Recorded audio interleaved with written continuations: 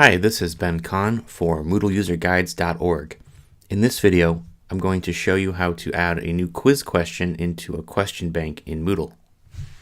I'm going to first access my question bank by clicking on my course settings. In my case, I need to click More to find the question bank options, and then I will choose Questions. And then I'm going to choose the category I want to put the question into. So in my case, I'm going to choose a subcategory and then click Create New Question. This is the list of possible question types that you have available to you. A few notes: if you click on each one, you'll see a brief description appear that you can read to get an idea of what that type is all about. All of these types are automatically graded, with of course the exception of the essay type, which will require you to manually grade them. And finally, if you're just going to be inputting a lot of simple questions like multiple choice or true and false, it's probably easier to create a text file and import your questions rather than create them one by one as we're going to do here. So if that's the case for you, make sure to check out our tutorial on importing.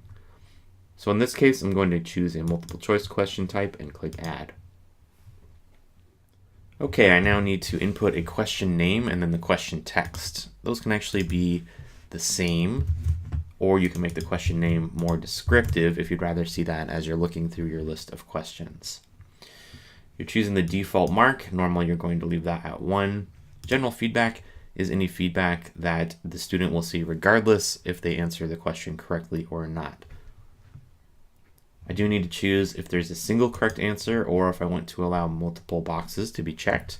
And I need to choose if I want the list of possible answers to be shuffled each time the question loads.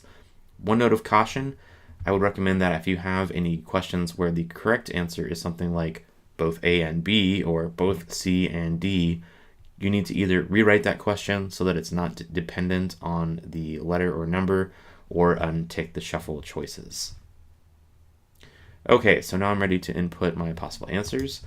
For each choice, I'm just going to put in the answer that I want to appear, and I can also add individual feedback that the student will see if they happen to choose that particular answer.